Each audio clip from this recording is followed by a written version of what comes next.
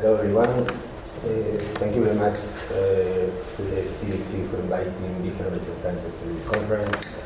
And I'm going to do a presentation about how blockchain can transform the public services and how the Innovation Center is trying to bring the blockchain to different sectors and different applications with the government and also with industry. My background is I am a civil engineer myself. I worked 12 years in the construction industry as a project manager, and at some point 2 years ago I decided, as the previous speaker said, the first speaker, to move from a Ford from the 70s to try to drive a Tesla in the 2000s. The main goals of the talk is trying to provide you a clear understanding how we try to innovate with blockchain and how to try to move forward all the blockchain industry in different services. Who we are? We are the Innovation Center. Basically, we are an innovation hub. We were founded 8 years ago with a spin-off of the World Foundation in London. And basically, our approach to innovation, our approach to understand the new technology we have at the moment, like artificial intelligence, or blockchains, is through the open innovation. What we call open innovation. We call open innovation, we have this model, it's called waterfall helix. Basically, we're trying to bring together in the table the regulatory makers, in this case the UK Parliament. We try to bring together the business leaders and startups, the giants and startups in the blockchain industry. We try to bring together the academics, and we try to bring together the society, because at the end of the day, the impact of blockchain is going to be on the society. With that model, we are leading a couple of projects for the UK Parliament. It's called All-Party Parliamentary Group, where different members of different parties work together to try to understand what are the necessary regulatory changes they are going to have to get a full implementation of blockchains. Basically, our model with the APPG consists in bringing evidence to the Parliament, bring what is happening in the industry.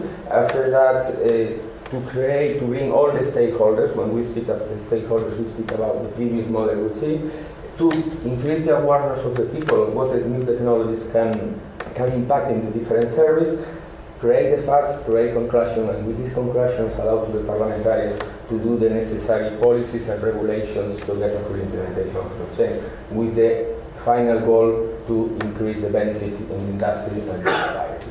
Basically, we run two projects. One is the APPG on blockchain, which is the umbrella of the blockchain for government council, which I explain later. What we analyze the impact of blockchain in the public services. Sorry. What is blockchain? I mean, Robert explained a little bit. What we are going to try to explain in this talk, what are the principles of blockchain, is basically blockchain is a distributed database, as simple as that.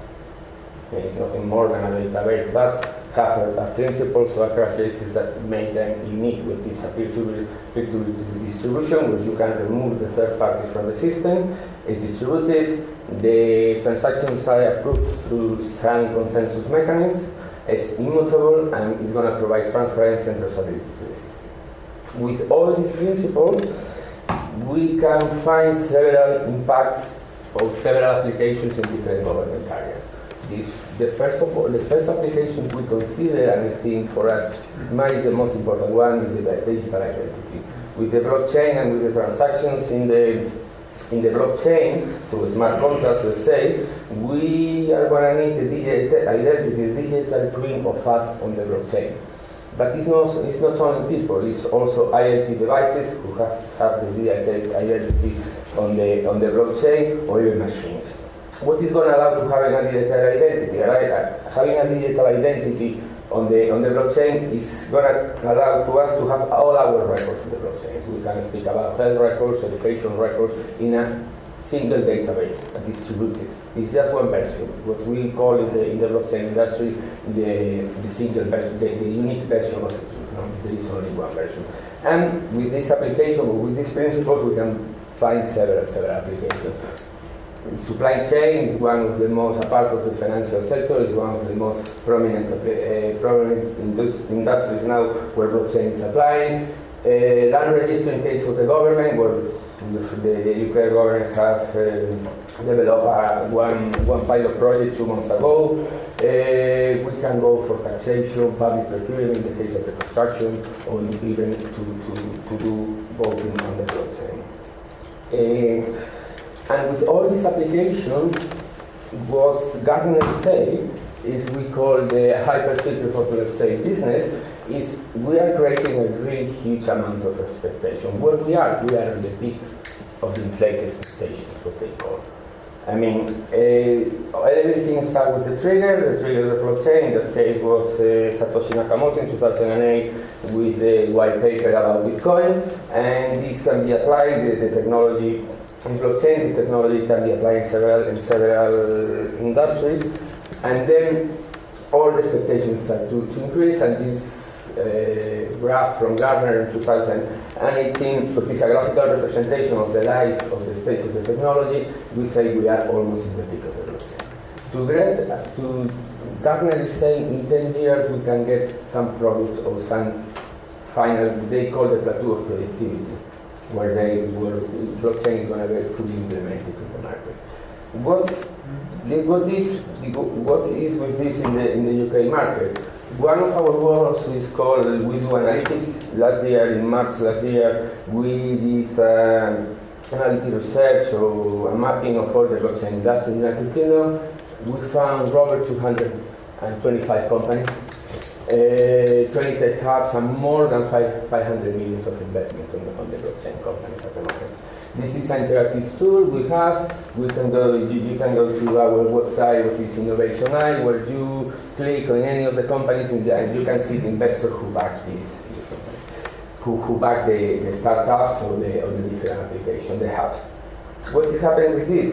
Well, it's clear that these companies at the moment, we have a huge amount of money put it on blockchain. We have the companies, the different startups, but in the market, let's say there are so few applications at the moment. What is the main challenge we have found through our research?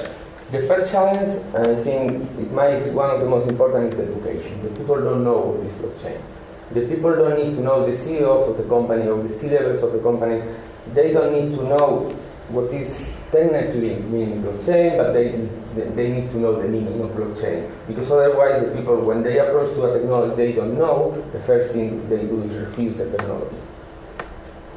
We think also there is a lack of regulation at the moment. We are speaking about digital twins, we are speaking about GDPR, we are speaking a lot of implications that blockchain is going to have in regulations. As Robert said, perhaps the first step to go in implementation of blockchain, go for a really simple project, because otherwise the regulation is not in place, and we are working now with the UK Parliament to try to address the regulation to get the full implementation. Also, we consider there is a lack of dialogue between the different stakeholders. That is the reason of our model, the quadruple helix, where we bring the regulators, the business, and the academics, and the society. We think sometimes the regulations are done with a real communication between the industry and the regulators, and sometimes you can find tension. And the last, but not the less important, is the governance. We are speaking about to set up blockchains in supply chains, where we are going to have many actors, where we are going to have many stakeholders, but we have to find the way to create a governance for that blockchain.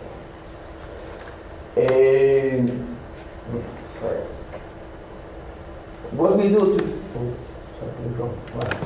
to try to address this, we create a program called Blockchain for Government Council, where we bring different companies, and we bring the public sector and the private sector together to try to understand what are the challenges and what are the application of blockchains in the different areas. We create 15 different areas, and we are doing task force, where, as mentioned before, we bring people, to all the stakeholders, to discuss what are the implications and what are the benefits of blockchain, and it is worth to apply blockchain in that areas, because nowadays, as we can see in the Gartner graph, we can find application of blockchain application for everything.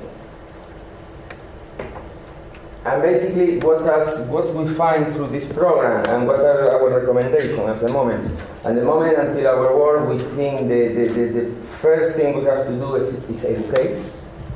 Is educate the people, and though it's no there the sorry. Although it's not there the comment. Also, we have to collaborate.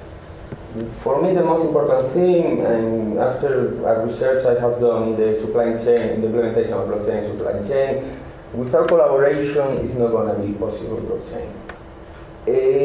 It's nothing to do with technology. The technology is there. The technology, we can have an issue about interoperability or about scalability, but it's about collaboration, about how we are going to share data between our companies. Who is going to belong the data? Who is accountable for the blockchain? There are really good applications on the market. They are struggling to put companies on it, because some of the small players of the supply chain don't want to provide the data or to share the different transactions they do in the supply chain, because they consider themselves competitors, or they consider they can steal, like, let's say, some business secrets. We need a regulatory framework. Contrarily to all innovation we have seen until the moment, where there is a mantra was regulations kill the innovation, in this case, some of the startups or some of the companies we are meeting and we are interviewing in our research, they are claiming for new regulation. Regulation they can be used to implement blockchain. What happens if a smart contract goes wrong? Who is accountable for a smart contract goes wrong? The developer of the smart contract, the company, the blockchain network, and also digital trust. I think the governments have to provide digital identities to the blockchains. I mean, we are gonna be in a network or in a blockchain network where we are gonna interact with machines, we are gonna interact with IoTs, and these different devices. Although also the companies and the people have to have a digital identity to be accountable for that.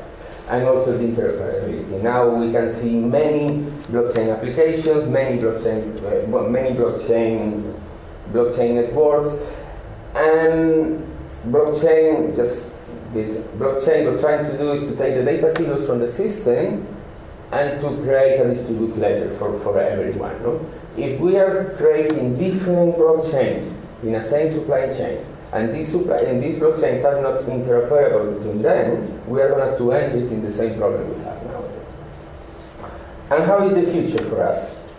How we consider is the future? Basically, the future in terms of trust, we consider a trustless environment where the transactions can be done on the digital ledger without any trust between the partners.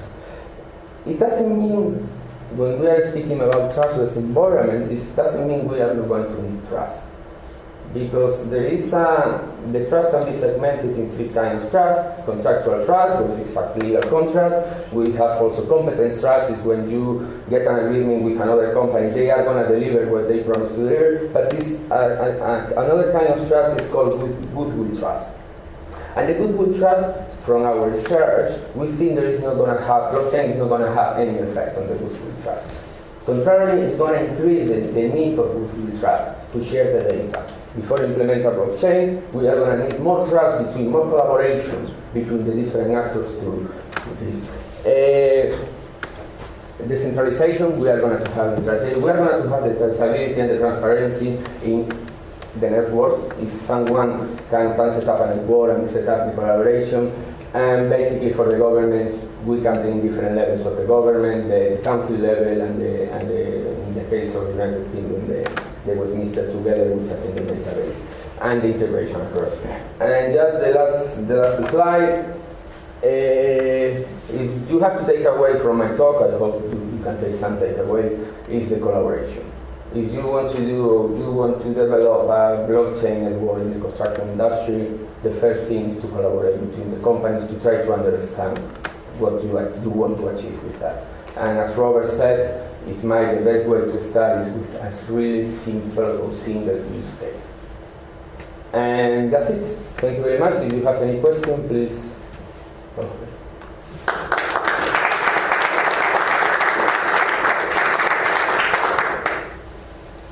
Any question? So one question, when you say the future is new models of trust, what do you mean? What are the options? Well, now at the moment we have three models. As mentioned before, the trust is segmented. From our research, we have segmented the trust in three kinds of trust: contractual trust, competence trust, and goodwill trust. Contractual trust and competence trust can be removed from the system. You are not going to need it. If with a full implementation of a smart contract, a smart contract is going to self-execute. You are not going to be worried about is your provider. Is you are providing one company, that company is going to pay you because it's self-executed. You take out the contractual trust. The competence trust is you have the history of the company on the blockchain network, and as you have all the transactions they did before, because you have access to. It's another point. You are going to be able to assess is that company meet all the deadlines at the time, meet all the qualities, or meet all the requirements in the competence trust. That's two kinds of trust are going to be removed from the system, and you only going to have the goodwill trust. The new model for the goodwill trust will be goodwill trust now when you sign a contract, and when you during the duration of the contract, if you have a problem with my provider, the goodwill trust means your provider is not going to take advantage because you have a problem. I think our vision is this goodwill trust. Blockchain is not going to have effect on that because we are humans and that is going to happen. But we are going to increase the need of goodwill trust before going in a blockchain network. I mean, we are going to need this goodwill trust and this trust to increase the collaboration between companies. Then it's changing when we are going to need the trust and which kind of trust we are going to need. I don't know which. No, that makes sense. Can we find your research on your website? Yeah, in our website we have some research, so otherwise you can send me an email, I can send you my research on supply chains and blockchain. What's one of the topics is trust.